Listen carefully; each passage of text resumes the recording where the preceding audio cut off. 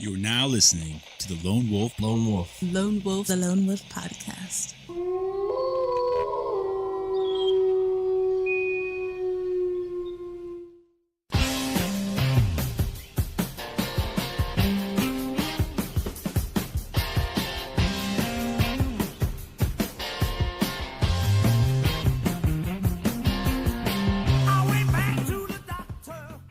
Hey everyone, welcome to episode 013 of the Lone Wolf podcast. I'm sitting here with my brother, Jonathon Wolf, and my uncle, Jeffrey Wolf, and I guess I'm just going to let you guys go and talk about what you were talking about before. So you want us to talk about what we were just talking about? Yeah, no, it's juicy. Okay, so I was telling... Can I just say something for the record? Oh, sure. Just go ahead and interrupt me, That was Jeff. a really shitty introduction. That was really bad, actually. That was awful. That was embarrassing. That was embarrassing. Okay, go ahead, proceed. Yeah. I think I can get the rebound though. I think I can turn this into 2 points for the team. Okay. No, so you want us to talk about so before Michael turned the microphones on, Jeff and I were talking about books that we had read recently, and I was telling him a story about a book I finished recently called The Good Nurse, and I can't think of the name of the author, some liberal journalist from the East Coast. Some white guy from the East Coast, I don't know, but anyway, it was a good story. He could have written it a lot better, but that's besides the point. But it's about the most prolific serial killer in the history of the United States. It's this guy named Charlie Cullen, and the authorities that finally put him behind jail or finally put him behind bars, they estimated that he killed over 400 people. And the thing that's so shocking about this man Charlie Cullen is that he wasn't a thief in the night, pantyhose over the face, knife-wielding serial killer. He was a registered nurse, and he killed people in the hospital. And so I was telling Jeff before we started, he would kill people randomly. And if you look at the literature of medical serial killers, a lot of them follow this kind of line of, they were compassionate killers. They killed people who were in pain or people who were suffering. But Charlie Cullen killed people randomly. He would inject bags of saline with insulin so that their blood sugars would plummet, or he would inject bags of saline with a drug called digoxin, which was originally used to treat heart failure. But if you give a patient too much, it'll cause their heart to stop. Okay, and so he would do this randomly. He wouldn't do it. I mean, he killed patients that weren't his. He killed patients that were not even on the same floor that he was working on. He just randomly injected bags. And what I was telling Jeff is that what's interesting in the story isn't so much that he killed so many people, although that's interesting. What's interesting is that the authorities knew and suspected for 16 years that he was killing patients. And he was fired from 6 or 7 different hospitals. And each hospital had a massive investigation where they suspected that he was the one that was involved with these weird deaths, but the hospitals would suppress the investigation because they didn't want the public outcry. They didn't want it to hit the newspapers and to look bad on the hospital that you have a rogue nurse killing patients in your institution. So, and then you, Jeff, when I was telling that story, said that it reminded you of something. Well, it reminded me of a case of a book that I'd read years and years ago. Another true story of a woman who adopted children, and almost all of the children she adopted died under mysterious circumstances. Well, the mysterious circumstance was her, of course. She had Munchausen's by proxy. And for those who don't know what that is, that's where you get off on getting lots of attention because your children are sick or on the verge of death, and lots of drama. Oh, you poor mother. Oh, how are you doing it? And, we'll pray for you and your child and so forth. Well, again, and she had people who suspected her, but they would move. And they would go to different places and adopt children from different orphanages in different locales. And no checking was done. And this went on for I don't know how many years until finally someone suspected enough to say, no, we've got to nail this bitch. They were able to look into her past and find that all these kids who she had adopted died. And it was all written off as SIDS. sudden infant death syndrome. Well, really what she was doing was suffocating them. And but even with all that, they had a hard time putting a stop to her, to nailing her. But it wasn't a case of greed and CYA as it was with these horrendous hospitals. And by the way, if they were so intent on saving their reputation, I wonder what their reputation is like now. I would never go to a hospital. It's all out now. I guess we know which hospitals it was and why they did this. And in my mind, everybody who was involved in keeping this hush-hush should be prosecuted right along with the guy who did this. Well, and most of the hospitals were in New Jersey, and they were also in Pennsylvania, too. And he would just go back and forth. And one of the things I thought was interesting is that whenever he started getting more heat on him was when electronic health record systems came into play, because they can keep more accurate records on what you're doing. And when you go into a patient's record in an electronic health record system, a software-based system, there's a timestamp in the background that tells you exactly when you went in, what part of the chart you looked at, and even then, with all that data, the private investigators that were hired to look into this guy, they weren't able to make heads or tails of it until they co-opted this nurse who had been working with this guy for about a year, and they had her review the records. And then what's really interesting is she was able to figure out what he was doing, because for many years he would go into a machine that we call the Pyxis machine, and there's different brands that make a machine, but it's a medication dispensing machine. And in a hospital, when you're in a hospital and you have to have Tylenol, let's say, or you have to have Vicodin, a nurse goes into a machine, and then they select your name and they select the medication, and then the machine opens up, and then you take the medication out, and then you close the machine, and there's records of it. Well, he had shown in the past that he was taking out the drug called digoxin. He was taking out massive quantities. And all of a sudden, when they started to investigate him towards the end, those records stopped. He was suddenly no longer pulling out this drug called digoxin from the Pyxis. And it was a nurse that these private investigators hired who was able to look at his Pyxis records, and she was able to see, he's pulling out a lot of Tylenol. Well, the Tylenol compartment, because these machines, they're like drawers that you open up, and there's little cubby holes in them. She was the one who was able to make the connection of the Tylenol is in a cubby hole right next to the digoxin. So he was selecting Tylenol on the machine, but he wasn't pulling Tylenol out of the drawer. He was pulling out another drug.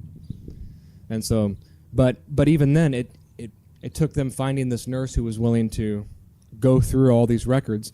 And then what's interesting in the story is that the hospital, whenever this private investigator brought this to their attention, they still tried to suppress the information. And the chief of risk management, basically the chief legal person at the hospital, gave the lead investigator false information. She told him that the Pyxis machine only kept records for 30 days, which wasn't true. They keep records from the time the machine leaves the manufacturing to the time that the machine is destroyed, basically. And you can get records that are 5 years old. You can get records that are 10 years old. However old the machine is, you can get the records off of the hard drive. And the risk manager knew this was not true, knew that this was a lie. And in spite of that, she still told the lead investigator, "Oh no, we can only get records from the medication dispensing machine for the last 30 days." And please tell me that she's been. As I was reading, I thought that was going to come up, but it never came back up. She should at least be charged with obstruction of justice. Yes. Something I'm more fascinated in is not the crime itself, but the history of these people that committed these crimes, what may have happened in their lives to cause them to be this bitter and hateful towards humanity. Well, it's interesting. I was talking about this to a gentleman at work the other day, and he listens to a podcast quite religiously, and one of the podcasts he enjoys the most is a true crime podcast. and they were talking about the whys and what they found in common with serial killers. And one of the things, I mean, some of it is not so surprising. Difficult past that feature abuse and horrendous abuse normally and things like this. Of course, a lot of people experience horrendous abuse and they don't have any desire to hurt or kill anyone. But one of the things that he mentioned that I had not heard of before was that they have found a commonality of some kind of severe brain injury. And that rang a bell. I thought, okay, though that sounds like a missing piece to me. Horrendous abuse mixed with severe brain injury, which can lead to someone not being able to think straight, and yet having all of this rage. And you know, when you're a child, there's nothing you can do about abuse. There's nothing you can do if you're enraged. What are you going to do? Beat up the person who's doing this to you? You can't. You can't get away from it. You're stuck. As an adult, though, now you've got power, and now you can fight back. Now you can unleash your anger. And if you don't have the capacity to deal with it here in your brain anymore, that sort of resonated with me, and it gave me kind of an aha moment. And also, it sort of gave me, too, a sense of hope that if this is a feature in the causation of this type of acting out, then perhaps it can be treated somehow. You know, if people will focus on that. So often, though, I think we're so into let's kill the bastard, and so, you know, that we don't think of what we might be able to do to prevent some of these things from happening. Well, have you ever heard of Dr. Robert Sapolsky? He's a really interesting scientist. He's primarily a primatologist, but he's also a neurobiologist. And he wrote a book recently called Behave, Human Beings at Our Best and Worst. And it's a book about the neurocognitive origin of human behavior. And he makes a very compelling case that all of our behavior is within our brains. That it's a complex interaction, obviously, of our brains and our environment, but a lot of times in our culture we try to downplay the role that the brain has on behavior, and I think a lot of it is because people have a hard time accepting that somebody's bad behavior might be caused by structural abnormalities in their brain, and not necessarily because of some sort of moral or spiritual failing. So you see, there is hope for liberalism after all. There is, yeah, there is. It isn't their fault. It isn't their frontal fault. lobotomies and Right. Their brains are smaller. It's science. But one of the things that he talks about in the book. Well, actually, he was on Joe Rogan's podcast, and Joe Rogan interviewed him, and he said, Joe Rogan asked him a question. He said, you know, we look back to some of the medical science of the 1950s. For instance, in psychiatric hospitals, they used to put people in what were called insulin comas. And so in order to treat schizophrenia, they would load people up with insulin, drop their blood sugar down to basically zero, and put the patient into a seizure for, you know, sometimes hours. And then they would bring them out of it. And they thought that this had a way of stabilizing the brain. Ironically, inducing a small seizure has been shown in the medical literature to treat people that have severe depression. But anyway, Joe Rogan asked him, what do you think we're going to look back at in 100 years? Stuff that we're doing now that in 100 years from now we're going to say, wow, those knuckle-dragging Neanderthals, can you believe they did X, Y, Z? And Robert Sapolsky, without missing a beat, he said, well, I think in 100 years we're going to look back and we're going to say, can you believe that we put people in jail for life for committing murder when they had structural problems with their brains? Can you believe that we sent people to their deaths for committing XYZ because they had brains that were not functioning properly? And he truly believes that a lot of the behavioral abnormalities that you see in people, whether it's caused by sociocultural changes that happen in childhood, ultimately they manifest themselves because of damage to the brain in some way. And that a healthy brain more than likely would not engage in that kind of behavior. And so he makes a pretty strong argument that in a lot of ways it's not their fault. For people that have serious brain damage. And you see that with athletes that have CTE. You know, what is it? Concussive traumatic encephalopathy. I can't think of the name of but it's like these people, you know, the families say, oh, he was always a nice boy. He was normal. And then one day he came home and he murdered everybody. And then they do a CAT scan and they find out, oh, well, he's got massive holes in his brain from where he had repetitive concussions, and brain tissue was destroyed.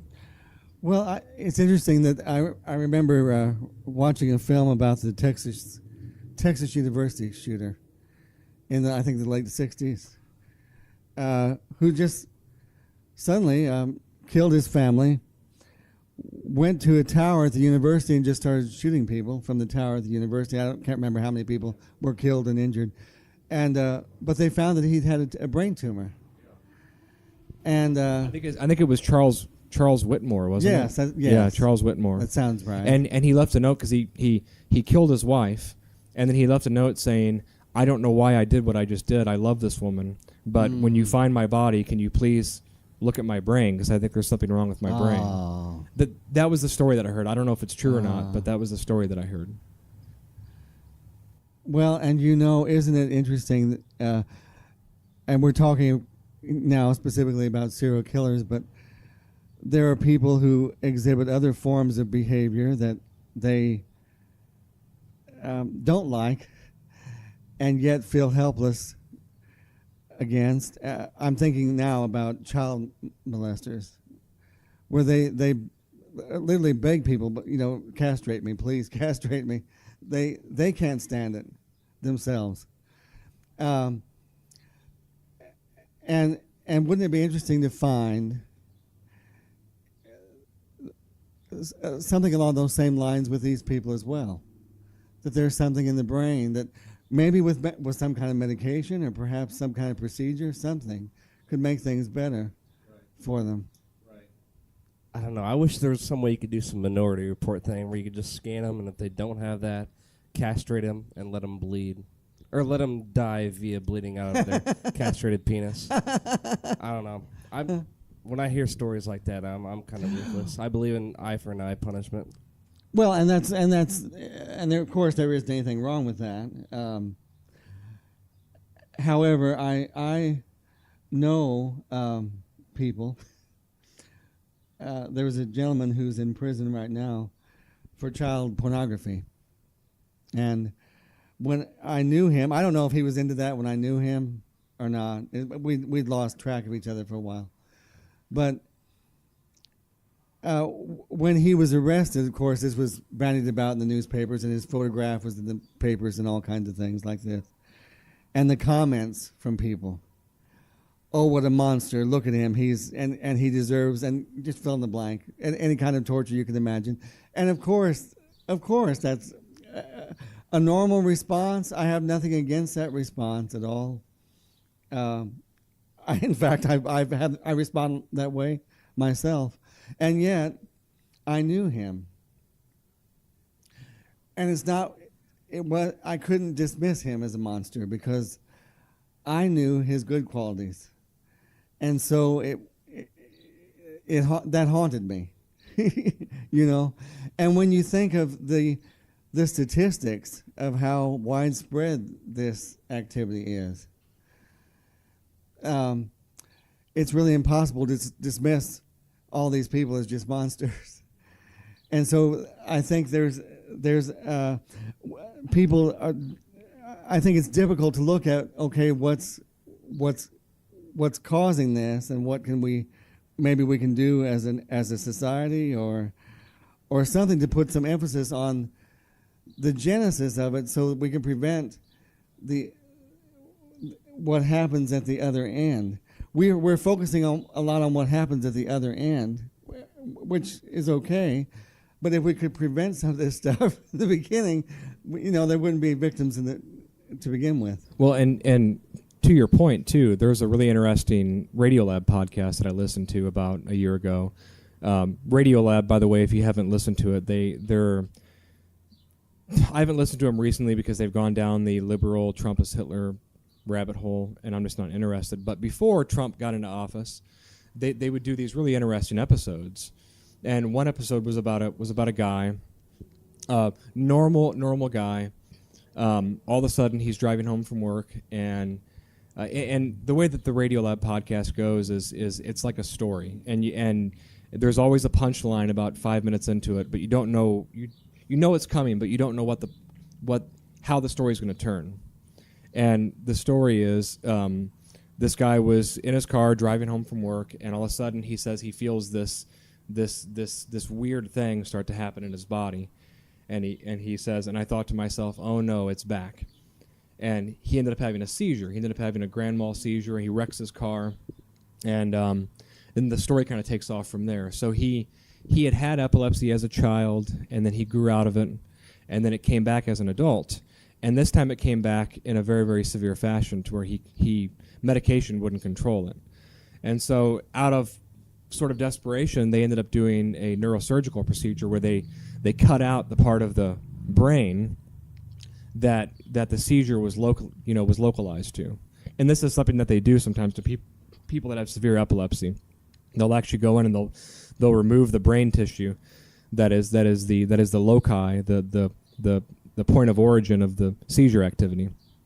And so anyway, so the story goes on, and he talks about how he was seizure free, and he ends up finding a spouse, and they hit it off, and they end up getting married, and 4 or 5 years down the road, they're in Florida, they're on vacation, and they're just enjoying themselves, and they hear a knock at the door. And he goes and he answers the door, and standing outside of the door is the FBI. And there's 12 or 15 men with guns, and they've got SWAT gear on, and they're serving a search warrant. And his wife is the one who answers the door, and she's completely freaked out. She thinks that they have the wrong house, and they come in, and this man who had the seizures, as soon as he saw the FBI there, he said, "Oh, I know what you're here for." And it was child pornography. And then the story kind of takes off from there, and the story talks about how after he had this brain surgery, he all of a sudden became hypersexual. And his wife talked about how she couldn't even have a normal conversation with him because he would start pawing on her, and then it was like he had this voracious sexual appetite that wasn't there before. And then they go to interview him, and he said, "Yeah, I never had any desire to even look at pornography until after I had this procedure, until after I had this part of my brain removed. And then all of a sudden I'm finding myself looking at internet pornography 16, 18 hours a day, and it's getting more and more extreme, and then eventually it got into child pornography." And anyway, they end up during the trial. This guy goes to trial. The lawyer that he picked to defend him thought that there might be a connection between the neurosurgical procedure he had and his newfound appetite for child pornography. So they called in this guy who was an expert in sexual dysfunction, people that have fetishes that are destructive, and the sort of neurological basis for a lot of these. And this guy was able to pinpoint a massive study that was done, I think it was in the 80s or 90s, where they removed the exact part, the exact same anatomical structure in the brain of, I think it was rhesus monkeys. It was some sort of primate, and these rhesus monkeys became super hypersexual. They would have sex with everything and anything, including baby rhesus monkeys, which rhesus monkeys don't do. They were having sex with other male rhesus monkeys. They were just these little horny monkeys, and so they were able to prove basically that this guy's sexual issue was directly related to him having that part of his brain removed.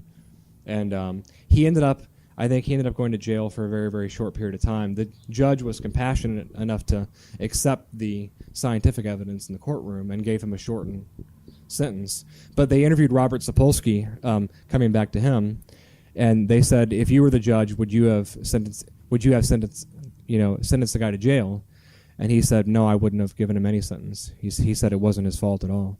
He said he had absolutely no control. And the host said, but Dr. Sapolsky, he did have control because he wasn't looking at child pornography while he was at work.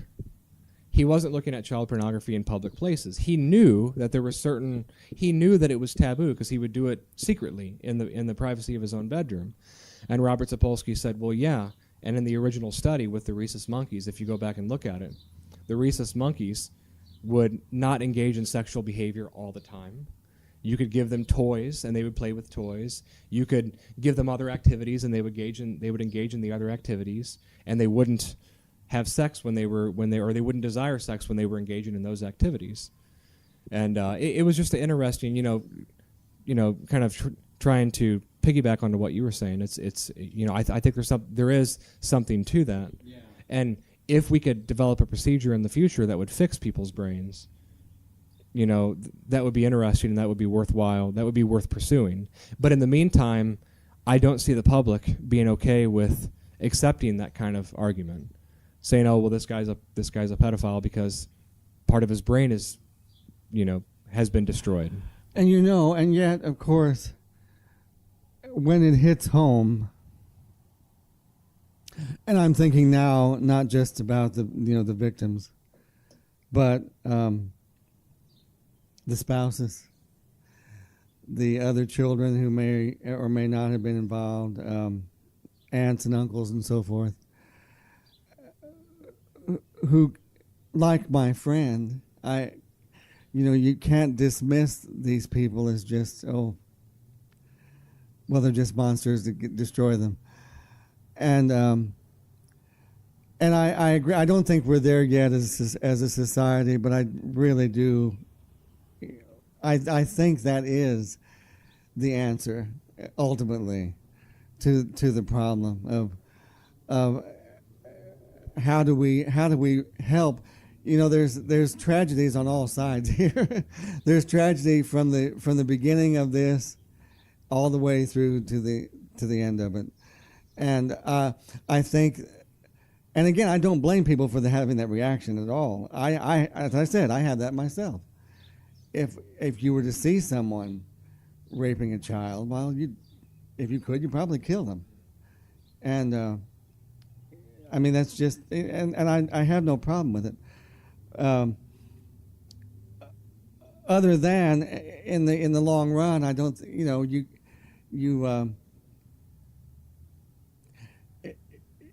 the hateful response hasn't been working for us too well. Right. Well, and I think when it comes to the criminal, and by the way, for if anybody's listening to this, I'm not advocating for compassion necessarily for people who are pedophiles. If somebody raped my son, I would murder them. Well, yeah. But or if somebody raped my daughters, I would murder them. And if you were charged with murder, I would not. Right. Hold you accountable in that situation. Right. And there's been plenty of examples of that, Mm-hmm. But I think when it comes to the criminal justice question, there's still the party that's been wronged. So regardless of the etiology of the behavior, regardless of whether or not it's because of structural abnormalities in the brain, there's still the innocent child who's been traumatized the rest of their life, for the rest of their life. And how do you find a way to provide justice for that child and for that family? And it's a difficult question. It's a very difficult question. And the problem, I think, is that the American public, for the most part, they don't have a nuanced view they aren't able to take a nuanced view of the situation to see both sides. And maybe that's because we're more evolved, Jeff, than everybody else. I like to think. That must be it. But it does beg the question of, okay, so this gentleman who had the brain surgery and the court was merciful, okay. Did they talk about how they prevented him from acting out again? Yeah, so what they did was there was a medication, and this is one of the things, this is the tragedy of the entire thing. Once his neurologist found out that this had happened, his neurologist felt extreme guilt because his neurologist knew that this was a possible outcome of him having the surgery. But he never brought the conversation up to the patient. And the patient, the guy that had the neurological or the neurosurgical procedure, never had the courage to tell his neurologist, hey, by the way, I'm having this thing. you know. But the neurologist knew that this could happen and knew that there was medications that you could take that would suppress this. So after this all came out, the neurologist put him on a medication. I can't remember what it was, and all of those desires completely went away. Oh, wow. And not only that, the guy's entire sex drive went away. But what a small price to pay. yeah, and that's what he said. He said, look, I'm perfectly fine with that. I'm fine with not having a sex drive if it means that I can control my impulses. And the neurologist was one of the people that testified during the trial too. Now, the drug that you mentioned, Yeah, I can't remember the name of it. this is different from what is called chemical castration. This is not chemical castration. I don't know. It very well could be. I think chemical castration is that hormone therapy. I think it's typically hormone therapy. This was a drug that acted on the central nervous system. Oh, It specifically okay, acted so on the it's brain to lower activity in certain parts of the brain. Well, thank God. So we have this available already. Right. And I don't know what it was. I mean, I know that a lot of anti-epileptic drugs, like gabapentin, for instance, it works by lowering central nervous system activity. It upregulates GABA and downregulates. I can't think. There's another neurotransmitter that is the most excitatory neurotransmitter. It basically downregulates that and upregulates GABA, so it sort of slows the activity of the brain. They use it they used to use it for patients that had seizures, but they use it now for patients that have nerve pain. So it sort of suppresses the brain's ability to respond to, fibromyalgic nerve pain. And so it may have been something like that. It may have been like an anti-epileptic drug that they found as a potential side effect that it could also be used to treat this condition off label. You know how it is, and we could probably have an entire podcast on that on the off-label uses of pharmaceutical agents. Well, Viagra is a big one. Yeah, Viagra was originally developed as a blood pressure medication, and they discovered that it had a very curious side effect, and they thought we could make a hell of a lot more money if we advertise it for that. Can I, now that I have you here, and I always forget to ask you this, and I'm remembering it, so I want to ask it now. We're kind of veering off a little bit, but not completely.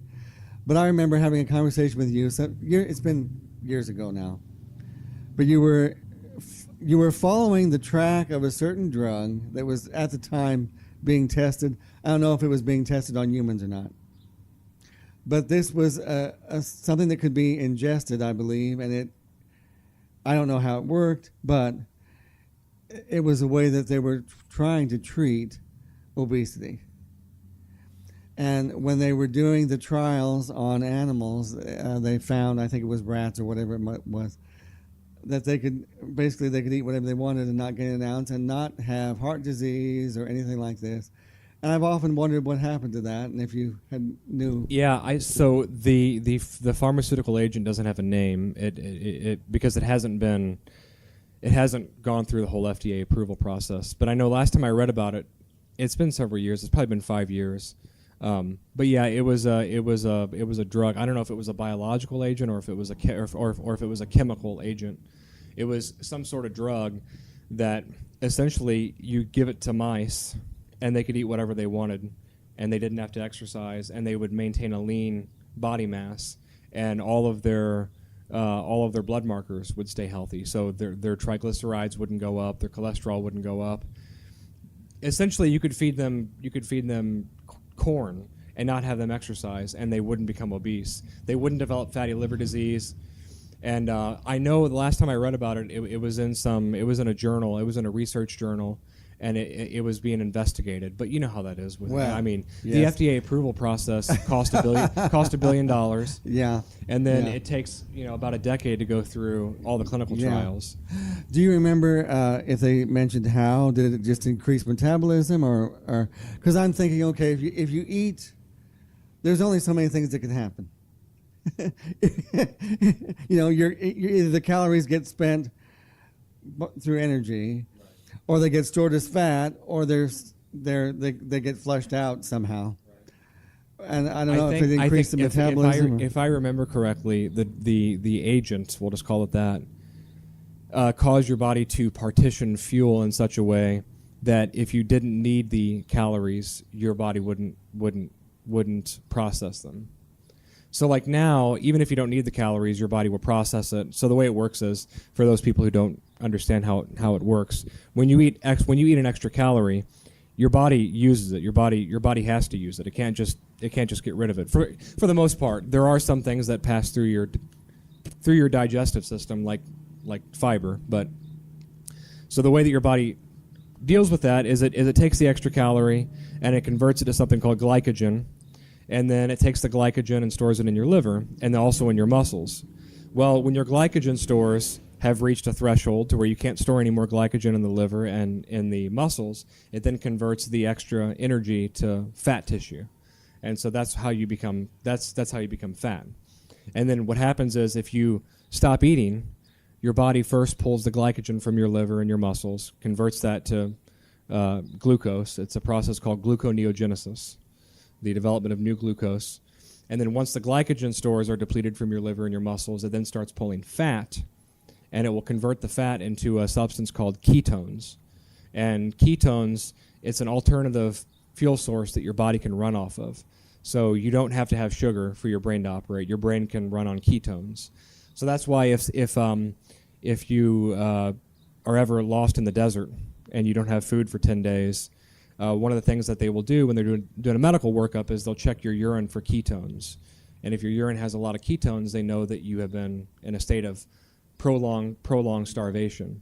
It's also people that are on a ketogenic diet. It's also why they lose weight, because they convert their metabolism over to utilizing ketones, and then you can go long periods of time without eating, and your body will naturally pull fat out to consume the fat. And so I think that's how it works. It partitions fuel in such a way that if you consume extra calories, your body doesn't utilize them. You just pass it on through your system. So you're only using the exact number of calories that you need. So you can eat all you want as long as you sit on the toilet. No, basically is what you're saying. Yeah, I like I said, it's been so long since I've read it, and I believe, you know how it is. You know how it is with psychiatric medications, right? When they say the exact mechanism of action is unknown at this point, but scientists believe that it affects XYZ. I think that's how it was with this one. They didn't really know how it worked. They suspected this is what it did, but they weren't 100% sure.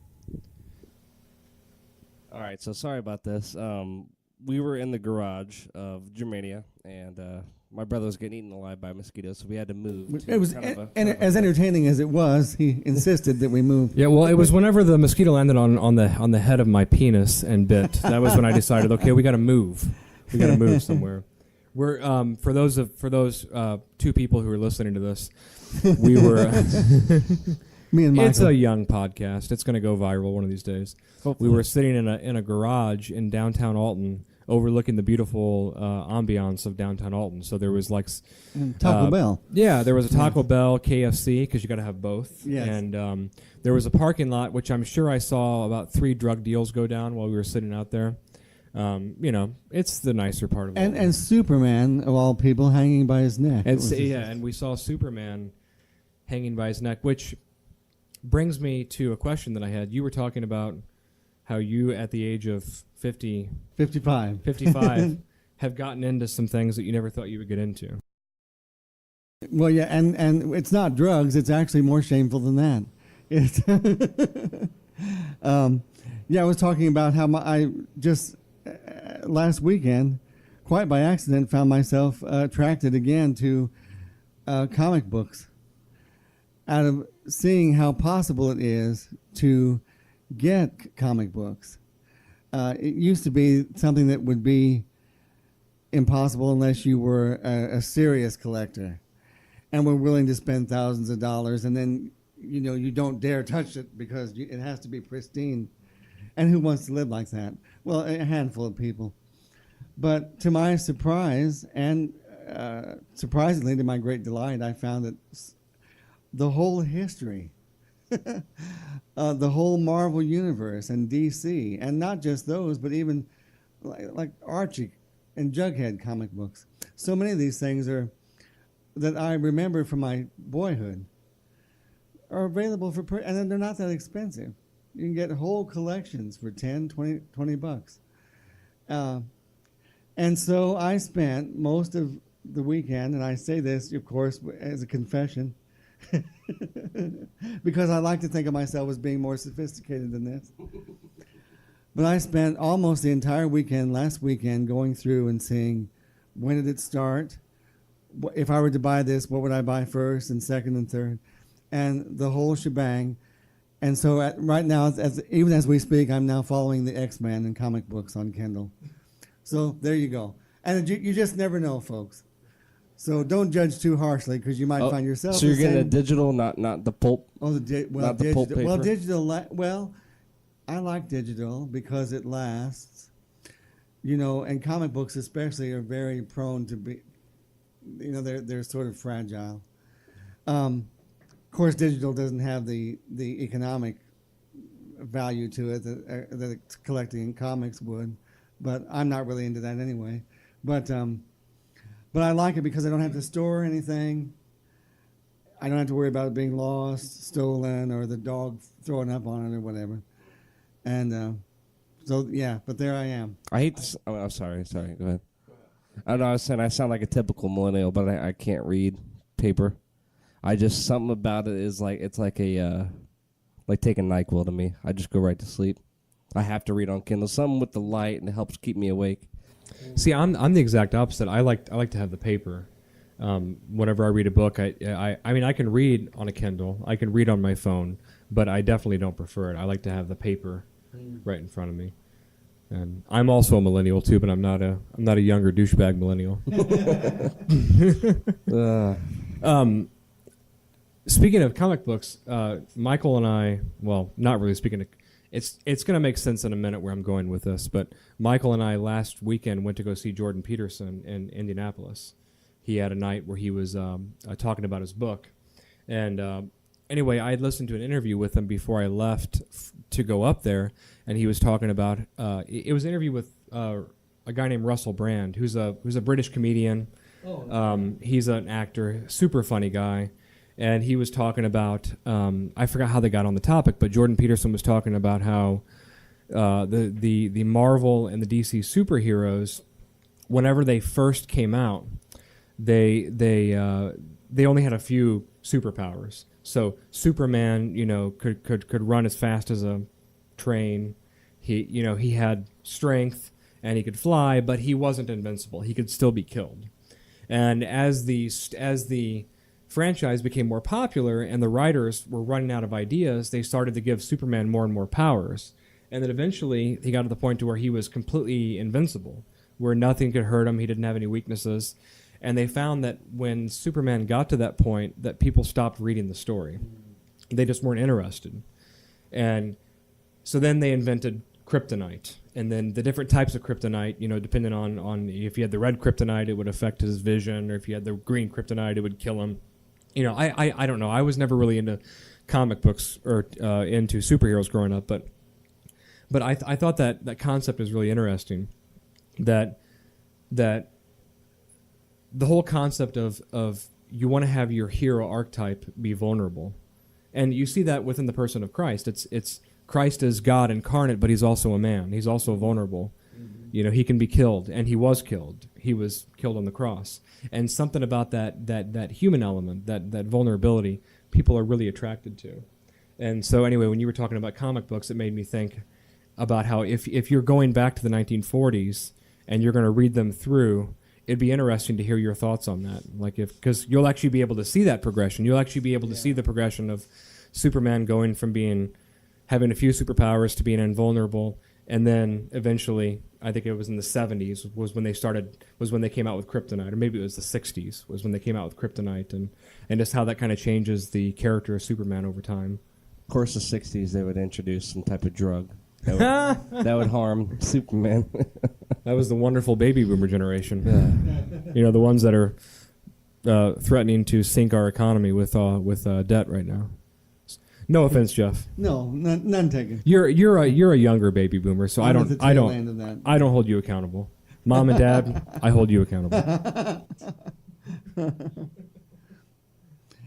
But there's something too. It's sort of the modern day mythology, isn't it? All these superheroes running around.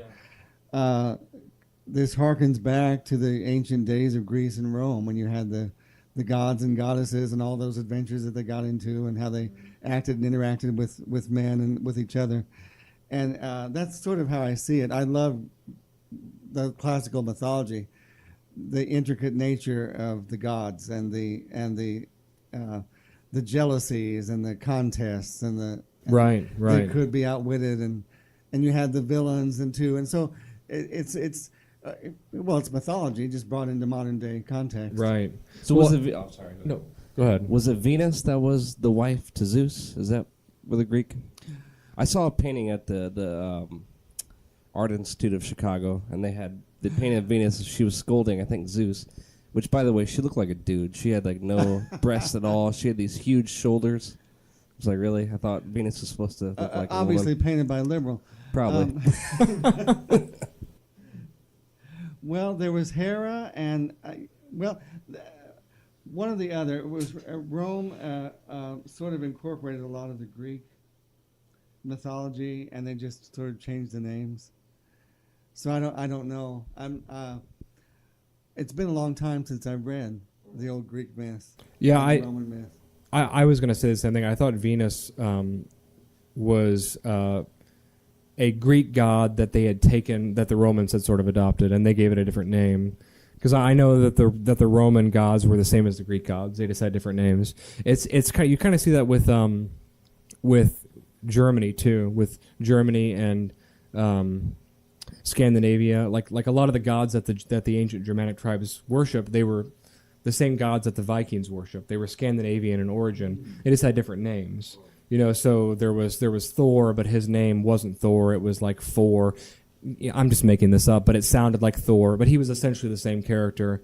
They also had Odin. Odin, yeah, and so it's from what I understand, I think Venus is just a Greek god that the Romans sort of adopted. One thing I thought was interesting, I was watching a documentary, and you've probably seen this documentary. It's called Cave of Forgotten Dreams. And it's a Werner Herzog documentary. Have you seen it? I've heard of it. I've not seen it. Oh, you got to see it. Yeah, have you seen it yet, Michael? Not yet. I know. Okay. You keep telling me I need to. Yeah, you can watch it on Netflix if you have a Netflix account. But it's on there. It's been on there for as long as I've had Netflix, which is going back to 2010. But I finally watched it about a month ago, and it's about for those of you listening, it's about a cave in France called Chauvet Cave, which was discovered in 1992. And what's interesting about the cave is that it was hermetically sealed, because the cave, it was an ancient cave, and it used to open, the opening of the cave used to be at ground level, but at some point about they think between 10 and 15,000 years ago, there was a massive landslide that closed the opening of the cave and hermetically sealed the inside of it. And the reason that's important is because in 1994, when these two French cave explorers discovered it, they walked into this cave and they saw these amazing cave paintings that date back to the Paleolithic era. And so the documentary is just Werner Herzog documenting these cave paintings. And you see entire sections of a wall. The wall is probably 15 feet tall and maybe 30 feet long. And there are paintings of animals that have been extinct since the Ice Age. There's paintings of mammoth. There's paintings of cave bear, of cave lions, of woolly rhinos. This is in France, and there's cave paintings of rhinos, because there was rhinos in France during that time. And they've been able, since it was hermetically sealed, they've been able to get really, really good carbon sources. And there's one particular area where they noticed, like up on the wall, it was kind of a natural archway, kind of a natural door that ancient man had to walk through. And in the corner of the door at the top where the arch was, they saw that there was a lot of black, like what looked like charcoal, like soot. And so they were able to sort of figure out this must have been where, as people walked into the cave with torches, their torches would start to sort of fade, and they would sort of hit them on the wall to kind of rekindle them a little bit, to keep the fire going so they could go further into the cave. They were able to get actual carbon, like actual charcoal, from the wall and carbon date that, and it dated back to about 33,000 BC. Oh, wow. So what is 35,000 years ago? So these paintings are 35. They're the oldest human paintings that we've ever discovered. I think they've discovered some paintings in Australia from the Aborigines that they think date back to around this era. But the difference is that the Aborigines, up until recently, would touch the paintings up. They would go and they would repaint them to preserve them. But this cave, since it was hermetically sealed, hadn't been touched for 16,000 years.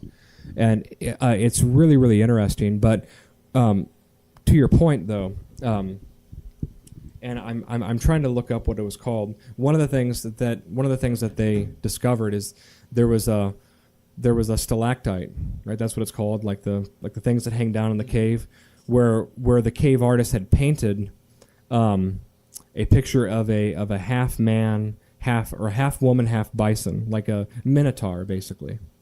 And they talked about how they've discovered this same statue in caves nearby, where ancient men and women had carved it out of like mammoth tusk. And one of the things that Werner Herzog points out, excuse me, during the documentary is that we still have this artifact in our modern day vernacular. People still know what the minotaur is. They still know what the half woman, half bison is. And so there's a continuity of culture that you see in these caves going back 35,000 years ago. When he said that, I got chills down my spine. And I thought that's powerful. This object, this image of a woman with the head of a bison and breasts that were overflowing. I think it's the symbol of Venus. I think it's a symbol of, to ancient man it represented fertility, they believe. There's a continuity of culture going all the way back to 35,000 years ago, to where we still to this day we see that symbol and we know what it is. Yeah. And it's amazing to me. It's absolutely. and then I couldn't help but think, and I'm going to go on a rant here just for a second. I couldn't help but think, I feel so sorry for the young Earth creationists who believe that the Earth is only 6,000 years old, because the beauty and the wonder of what ancient man was like, and the thought experiment that maybe man has been around 250,000 years. 35,000 years is nothing. What was man like 100,000 years ago? And just to be able to engage in those kind of thought experiments, you can't do if you're a fundamentalist who believes the Earth is only 6,000 years old. And what do you do with Chauvet Cave? Yeah. The only argument you have is, the carbon dating. I don't believe the carbon dating. Well, okay, but there's pictures of mammoths. There's accurate pictures of woolly mammoths in France. The last time mammoths were there, we know, was at least 10,000 years ago at the end of the last ice age. 10,000 AD or 10,000 BC, so 12,000 years ago. So it's just, these are all the thoughts that I was having going through my mind as I watched that documentary. But if you haven't seen it, you really need to watch it. It's amazing. I remember reading a series of books 20 or so years ago about primitive man, and now here again is my love of history, because at the time I was determined to start from primitive age and just read all the way through until the current era. And of course that's an impossible undertaking, but it was very interesting to me to see how different, and of course we know precious little about those people, but what we've been able to discern about them and how they live, especially when it's done in fiction. Sometimes I learn more about reality from fiction than I do otherwise, and you probably feel that way as well. But and of course they were extremely different, and yet they were people. And they had very, very different physical differences about them, and yet there was so much in common. with modern people. The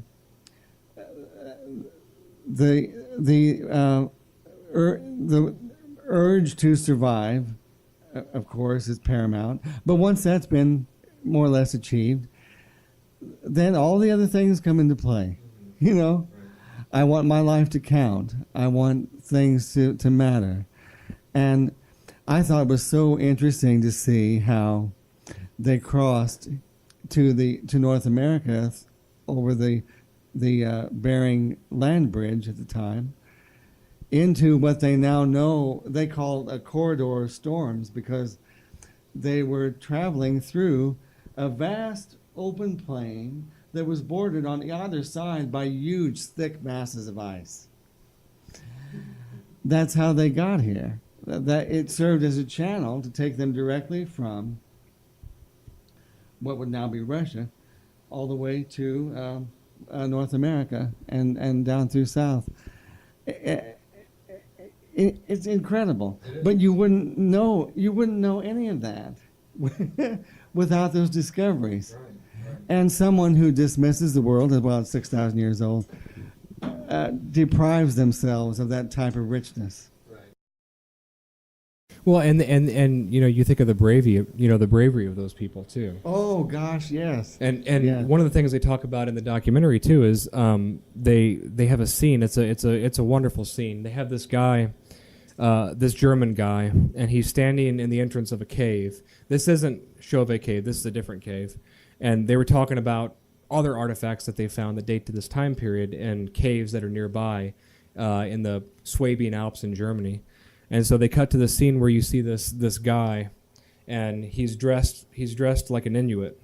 He's dressed like a what is the politically incorrect term for an Inuit? An idiot. Don't care. I don't care. An idiot Inuit. There we go. Eskimo. That's it. Eskimo. Eskimo. Yeah. And rub noses there, and now we're going to get in trouble. Yeah, right. Yes. Why don't you go back to your igloo? I mean, honestly, who lives in a house of snow? You got to be pretty stupid to live there. It's like the people. It's like the Arabs that live in the desert. It's like I'm sorry, you can't trust those people. Now the Phoenicians and the Greeks, you can trust them because they lived in the Mediterranean, but not those Arabs.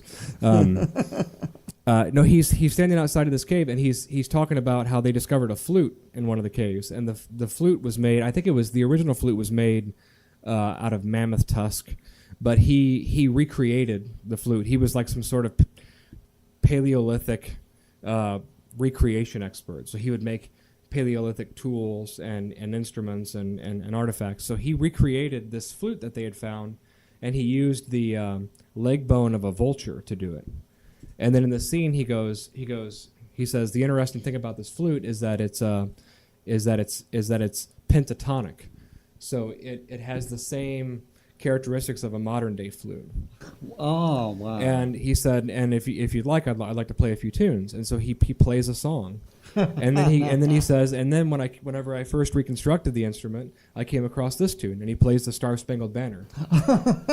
and I had that same thought, Jeff. I thought here's a group of people who were probably, for at least half of the year, probably starving, right? They probably didn't have a whole lot of food. This is pre-agriculture. You know, these are hunter-gatherers. It was so important for them to have something beyond the meager necessities of existence, food, water, and shelter, that they would dedicate the resources to have somebody carve a flute, which probably took them all day, maybe took them several days, so they could have music. So they could have a way of expressing that, and this is why when people start talking in a fundamentalist way about any kind of religion, I just can't help but think there's so much out there about the nature of man and the nature of consciousness that is so mysterious and stuff that we just don't understand. Yes, and this was obviously during the time before anybody had heard of Christ. Yeah. This was in Europe during the Ice Age. Nobody knew who the Jews were, but there's the religious impulse. I think it's a religious impulse to want to make music, because there's something about music that speaks to your soul. Yeah. Where did that come from? Right. You know. Well, I think it came from God, but it kind of allows you to expand your consciousness beyond all of human history took place in the deserts of in the deserts of Lebanon. Right. You know? Right. It's like, that's cool story. The Jewish story is a cool story, but there's more. There's so much more out there, and it's another reason why I just cannot believe in the traditional view of hell either. Because sorry, I'll let you finish your point. no, that's okay. Because in order to believe in that traditional view of hell, you have to believe that these people that made these flutes in Ice Age Europe, that they went to hell because they were born 30,000 years too soon, or 32,000 years too soon. They didn't happen to be born in the Fertile Crescent, or in the territories of the Roman Empire. Right. I just think that we put God into such a small box, and I think we're going to be very surprised whenever we die at what we're going to find. But sorry, you were gonna. No, I was just saying that I was walking. I was on my way to get breakfast. I wish I would have just stayed at the place in Chicago. It's called Wildberry Pancakes and Cafe. But on my way back, I was trying to go to another restaurant. There was like the Westboro Baptist people, and they're holding up a sign. They're like, "You're going to hell if you're a feminist. You wear yoga pants." Just all this stuff, and I was just like, "Oh my gosh, you've got to be kidding me!" They've added yoga pants now to the list of deadly sins. It was like 15 things, and but you know what? I had to remind myself I was kind of there too. Like not to that extent, not to that extent, but I was. You were conflicted. Yeah, you were conflicted though. My gosh, I was listening to Francis Chan, Mark Driscoll, the church, maybe some other stuff too. And by the church in particular, a small group within the church. Which, by the way, speaking of putting God in a box, like they thought that God is only in this geographical location. If you leave, that your relationship is going to die with Christ. I just. Well, it's interesting that you bring that up because we're sitting with a man who has a very long history of that kind of thing. And before I go any further, I want to say I still belong to the church that we're talking about, and I can testify from my experience. The church is not like that anymore.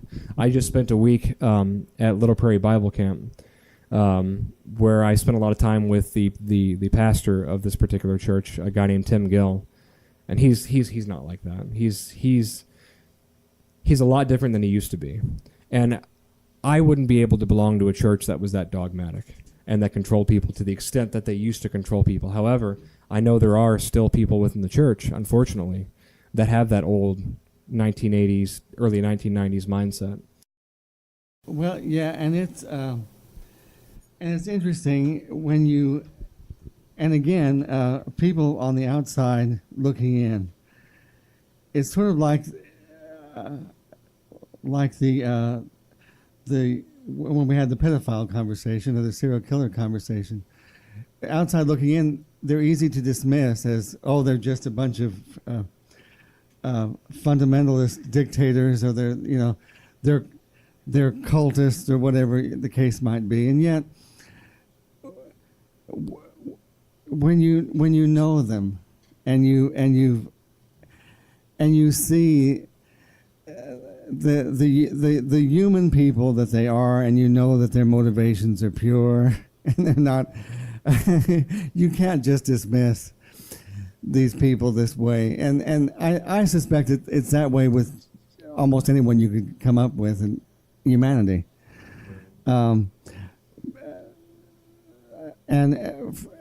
Having, because even having been in the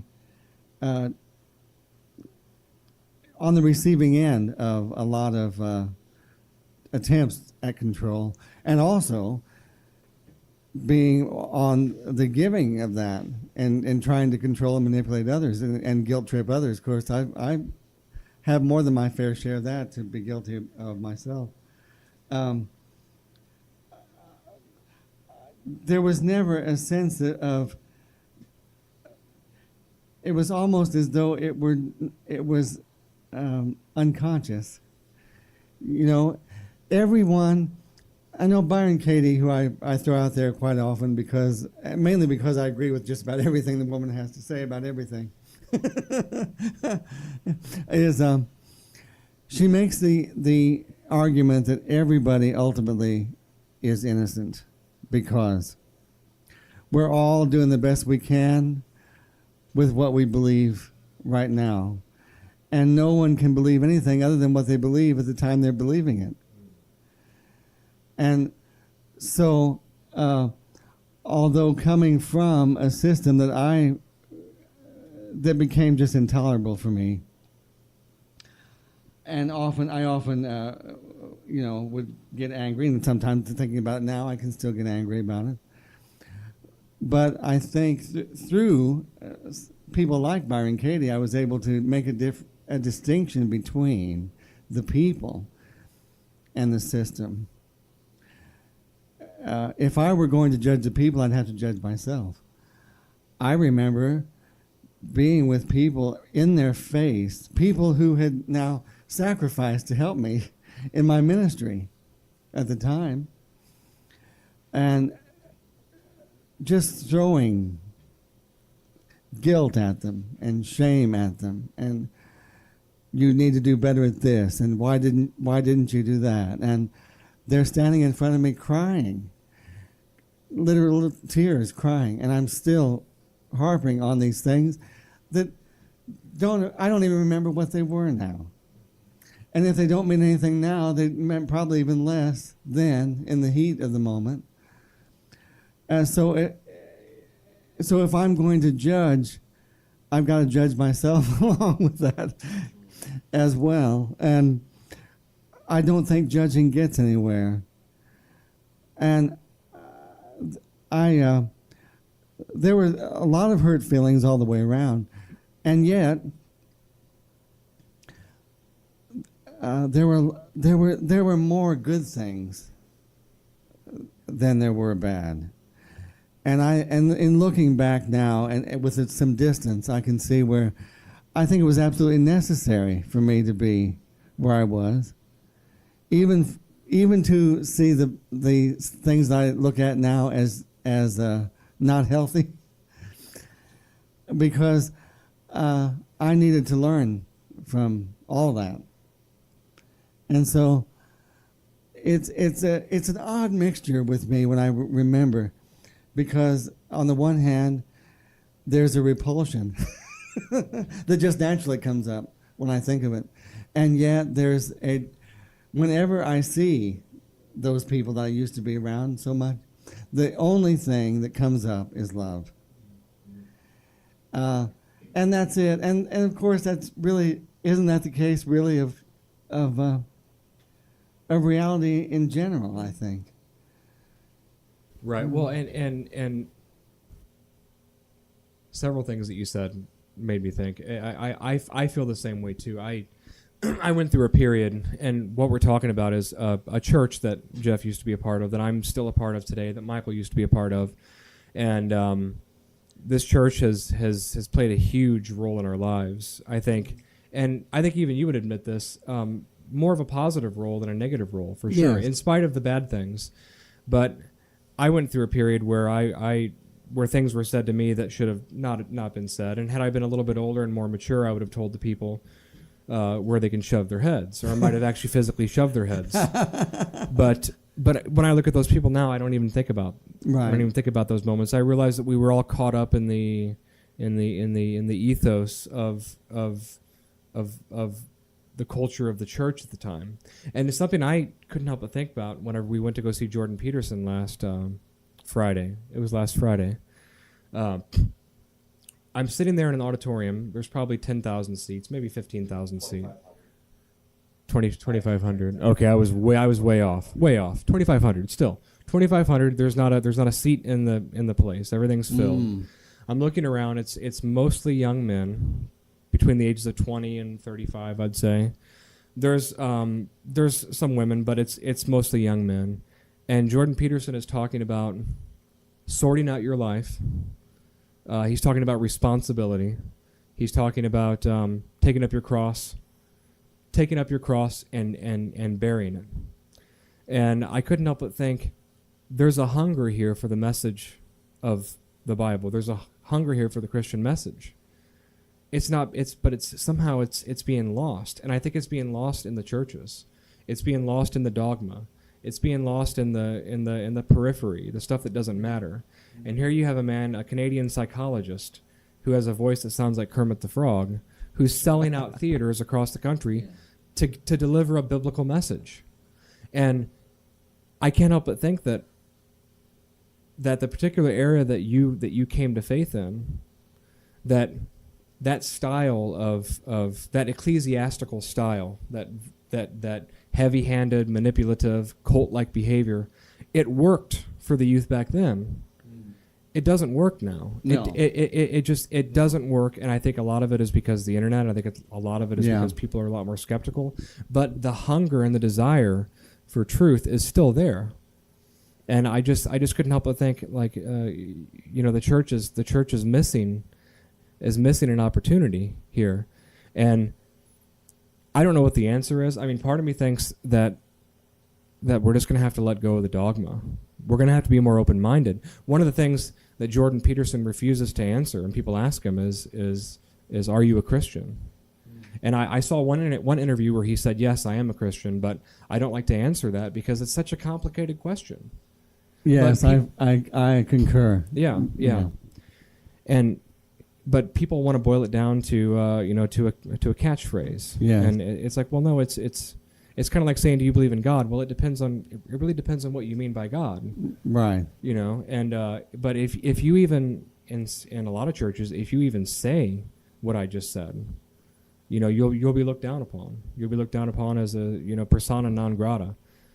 And I think the church is going to have to let go of that if we're going to reach the next generation, especially the next generation of men, who I fear are being lost to the culture war.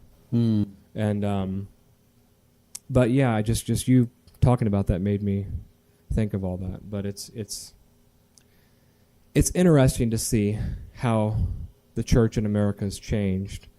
But I really do believe that unless the church changes in some sort of dramatic fashion, like I said, I don't know what the prescription is, but it's going to become irrelevant if it hasn't already. Yes. Well, and I'm reading a book right now called God Without Religion, and it's interesting. It makes a lot of the points I've heard before, and yet there are some things that are kind of new for me to chew on. But one of the points he talks about is the binding nature of law. And of course, Christians can identify readily with, yes, the Jewish law is binding and we needn't go by that. But he makes the case biblically that all law is really quite worthless in freeing people. You either find yourself trying to obey the law and trying to obey the rules, and good luck even knowing what they are, because, as you know, God help them, in churches, and they don't mean to do this deliberately, most of them, but even those things change constantly, and not everybody is abreast on what the current laws are, and we're not doing that anymore, okay, and well, why not? And I mean, just trying to keep track of all that, number one, and then trying to obey all that. Well, good luck. Even if you're baptized and filled with the Holy Spirit, good luck. It's only can at best become a source of frustration and ultimately hopelessness. And at the end, you wonder, am I all right or not? In God's eyes, am I good enough? Have I done enough? And you never know. You can never know with any certainty. Yes. So law, in whatever sense it is, has got to be. It's sort of either all or nothing. You either die by the law, or you live by grace. And there really, is no room. There's no gray area in that. It's either or. But religion, in order for it to exist, I don't know how religion exists without that, because after all, you sort of have to have something in common. Otherwise, why be a thing to begin with, you know? In order to have a thing in common, then you have to have common standards. And then you have to have this thing, whether it's a book or just in word of mouth. These are our standards. And these are particularly our standards because, after all, we have to be different from the other 1,001 churches out there who all have their standards. Well, there you go. There's law again. So I don't know what it is. I just don't believe that the way church is now, I simply can't believe that that's what Christ died for us to live this way. And to go and listen to, for the 190,000th time, something that we've heard 190,000 times ago, and pretend that we're hearing it for the first time, and pretending that we're getting something different out of it, and pretending that we're not bored to tears, and we can't wait till it's over so we can go to the mall or the the theater or whatever it is. And I think you're right. I think something obviously has got to change, because people, I think in ages past, were sort of stuck with that, whether they wanted to be or not, and now they're not. And things are going to change, whether the church wants it to or not. Well, and reading Jordan Peterson's book, 12 Rules for Life, An Antidote to Chaos, brought me back to faith and brought me back to the faith that I had all but abandoned. And it's not a Christian book. It's not an explicitly Christian book, but it is a Christian book. The message is the message that you see in the person of Christ. But one of the things that Jordan Peterson talks about in one of the chapters of the books, which I thought was incredibly profound, I mean, I underlined whole passages as I was reading this, is he was talking about how the 19th century philosophers completely destroyed the sandy foundation that the church was built upon. And he talks about how Nietzsche, in his opinion, Nietzsche was the one who delivered the death blow to the church. And Nietzsche, by the way, wasn't happy about this.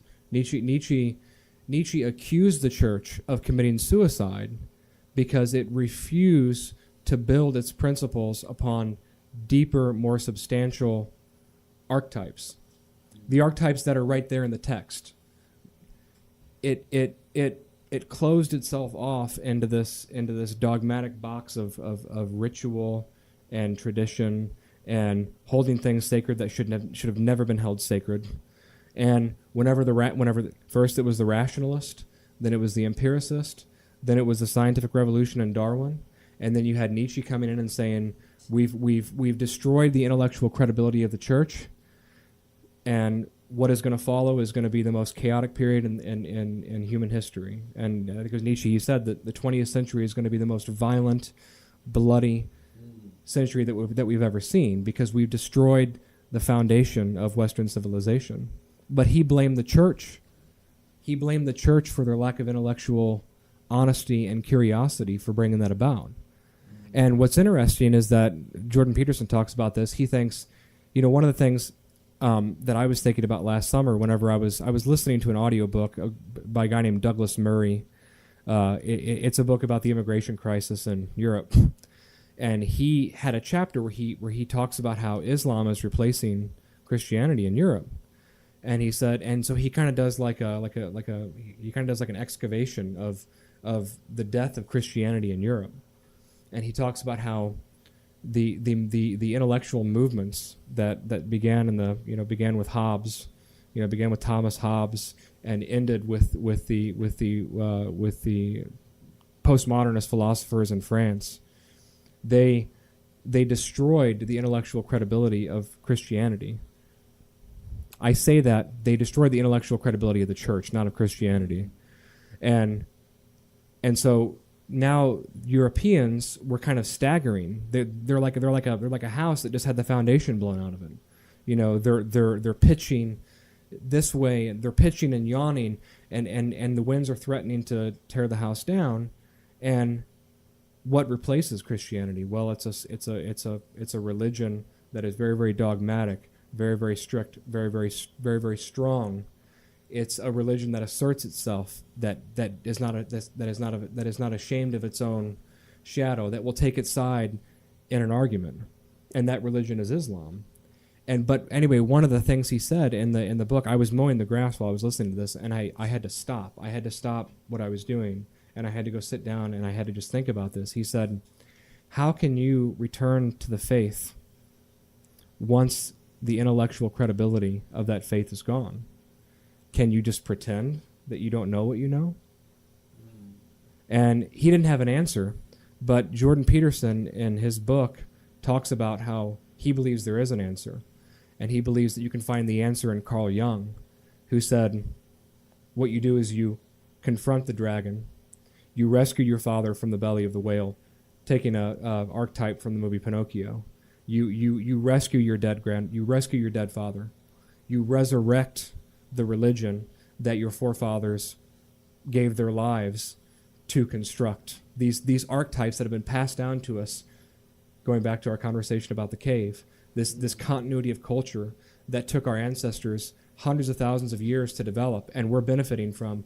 You rescue that, but you do it in a way to where it's honest, and you have intellectual credibility, and you don't bog yourself down with dogma and doctrine that is intellectually not credible and stupid, and that's what he's doing. That's what Jordan Peterson's message is, and people are flocking to it.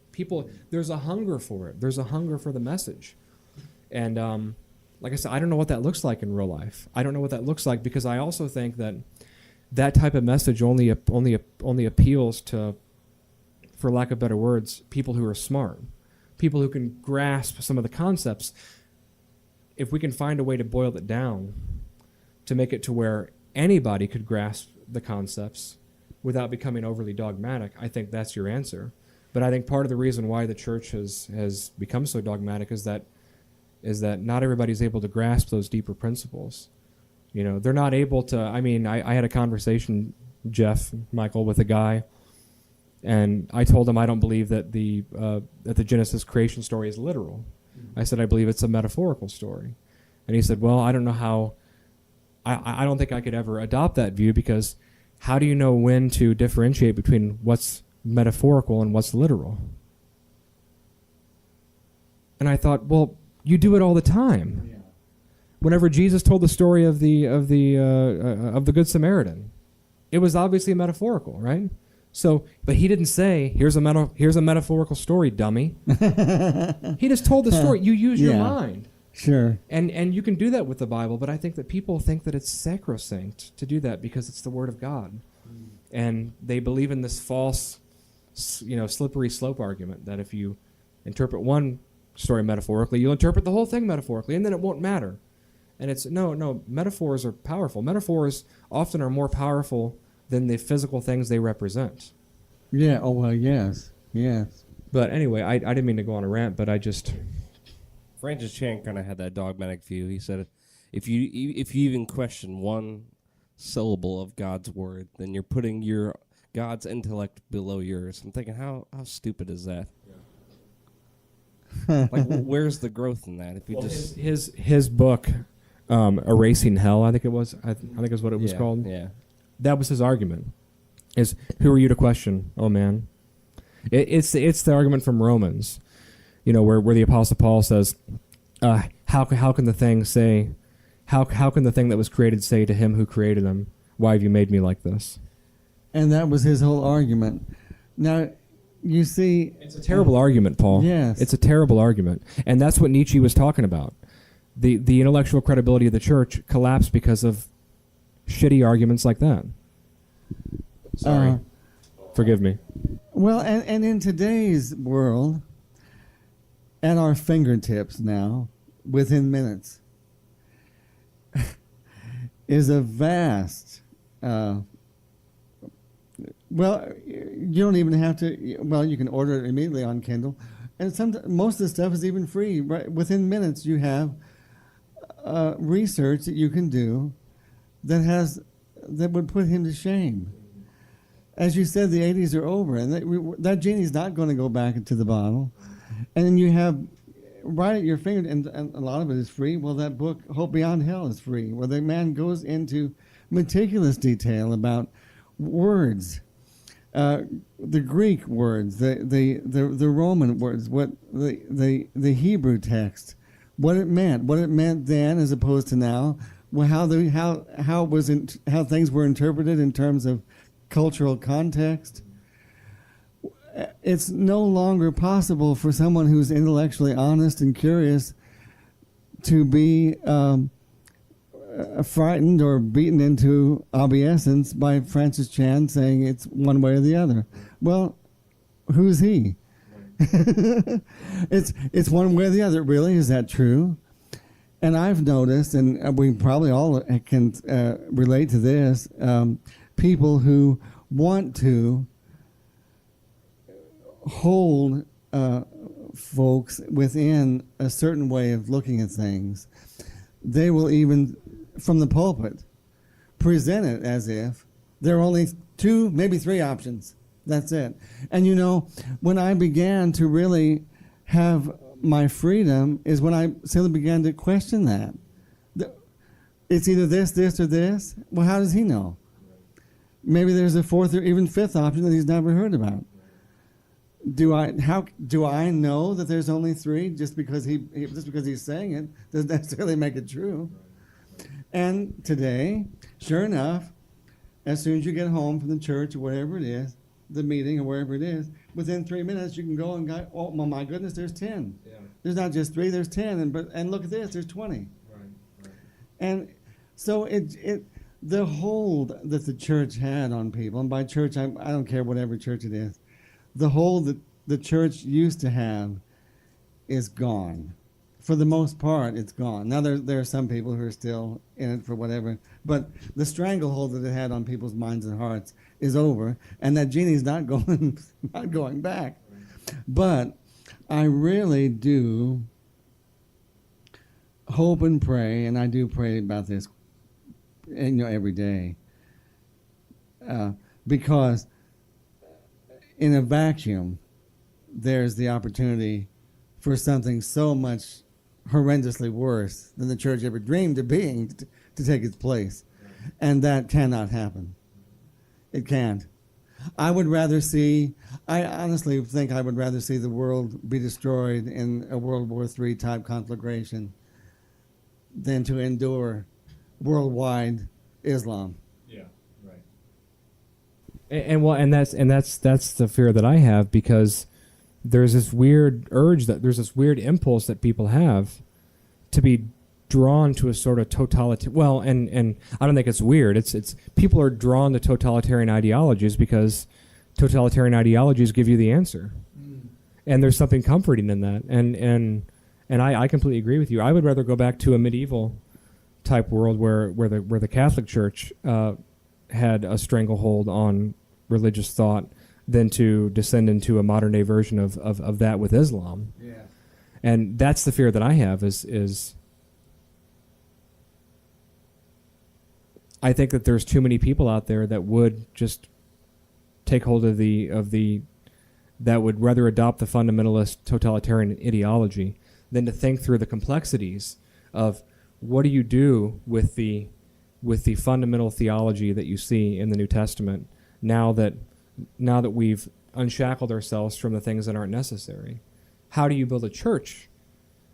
How do you build a system of belief where people feel like they belong and they feel like they're a part of something? Because those things are important. People are tribal, Mm-hmm. I don't know the answer to that. It's a very, very difficult problem. And you think you see it every now and then with certain churches, and then the leader dies or the leader steps down, and then the church falls apart, and you realize, oh, the people that came to that church were there because of the personality of the person who was delivering the sermons on Sunday, not necessarily because of the teaching. Right. And it's a depressing thought. It really is a depressing thought. Well, that's what happened with Mars Hill. Yeah, that happened with Mark Driscoll's church. Yep. I'm kind of reaching back a little bit here with the Jordan Peterson thing. As long as you don't reach around. No, but something That's a courtesy, by the way. It is. According to Arlie Ermy. Oh, God rest his soul. Peace. Yeah. What a shame. I was kind of expressing to Jonathan something. Well, let me just preface it with this. During the Q&A after the lecture with Jordan Peterson, somebody asked, they said, I'm thinking about taking my life very soon. Tell me why I shouldn't. And he was talking about how families never recover from that decades later, and how they always blame themselves about what they could have done differently. And my spiderweb of thoughts went from that to past conversations you and I had at how these people had these near-death experiences, and they saw the impact, the ripple effect that their suicide had. And it didn't make much sense to me at that moment, but it kind of made sense in that moment after Jordan Peterson's Q&A. I was just thinking, yeah, if people that you love are affected by that for the rest of their life, think about how many people they come in contact with in 40 years. Yeah. And even though I think it gets less strong as it goes out into the world, it still affects the world because they affect those people. Their attitude has been permanently altered on the way they view the world, and they act to these people differently than they would have if you hadn't have killed yourself. And then the people who were affected by their behavior affect other people, and it just keeps on going out. But I thought, yeah, it was crazy how something we talked about 2 or 3 years ago just made sense to me now. And in the opposite end of that, in the positive side of it, I think goes to the question of how, when you let the laws go, how is the world affected? It reminds me of, I don't know if you've ever heard of a gentleman named Howard Storm. He was a very staunch, very determined atheist. He didn't like people very well. He was pretty much an asshole. He taught art, I do believe, at the college level. He ended up having a very, very detailed near-death experience during a trip that he was making with his students in Europe, and ended up, he was gone. He had to wait way too long for a doctor. Even at the hospital, he had to wait too long for a doctor to see him. He knew he was leaving. He was telling his wife goodbye. He still didn't believe in God or an afterlife or anything like that. He dismissed as rubbish. So there wasn't really that fear. But I need to necessarily condense things because of the extensive nature of his experience. But suffice it to say, for the purposes of our conversation, what he was shown in the way the world is affected is by loving who you are around. That's it. And he told the person, I don't know if he identified the person as God or Christ or whoever it was, just a guide or whatever it was, but he said, that can't work. That can't possibly work. It's too simple. And the guide, I think, laughed and said something like, oh, really? Nonetheless, that is the plan. That is how it happens. And people can decide whether they're going to be a part of that or not, but God's plan takes effect whether we just choose to not be a part of it or not. But that's how it works. You love who's next to you at the time that they're there, and the world is affected. And I believe that is the answer.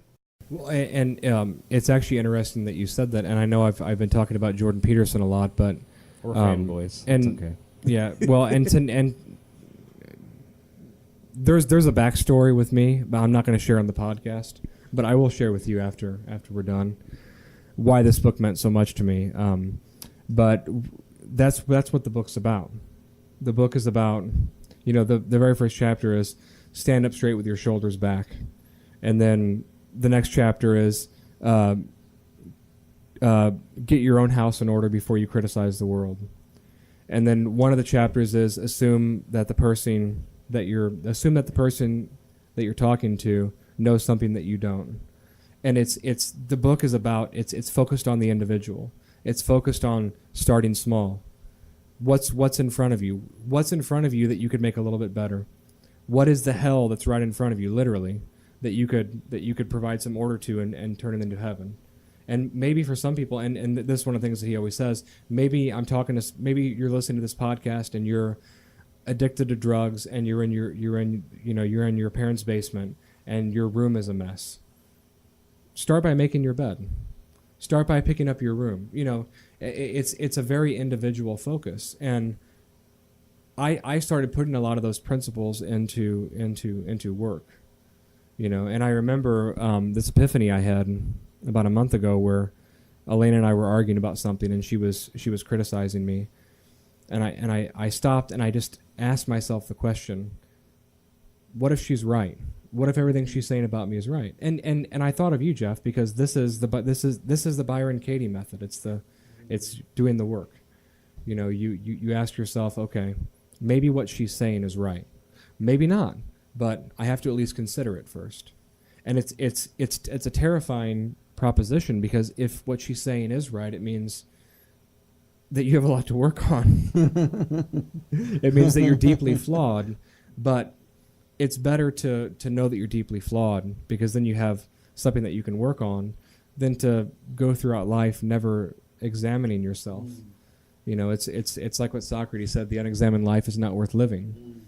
And so I had this epiphany one day whenever she was criticizing me about something, and I thought, I'm just going to listen to what she's saying, and I'm going to assume that what she's saying is right. And about 90% of what she was saying was absolutely correct. 10% was her lashing out in anger.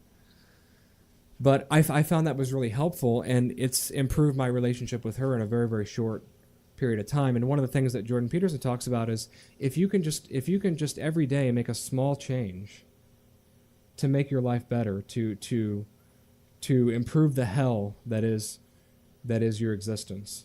If you can make the catastrophe of existence a little bit better, one day at a time, imagine where you'll be in a year, and then imagine where you'll be in 5 years.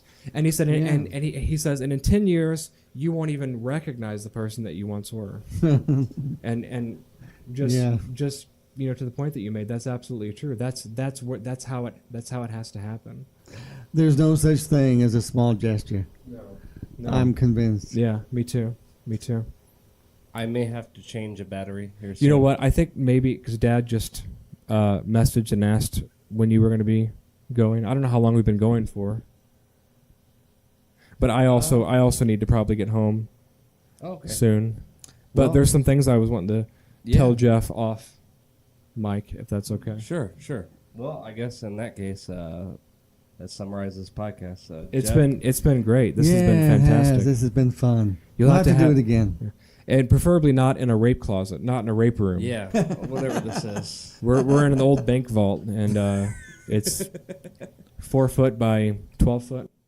Yeah, me and Ben made the joke that this is where we store our torture victims in here. Well, it just occurred to me, without the lights on, it would be a good haunted house place. Oh yeah, it would be. It would also be a good room for the TSA to use to do their searches. To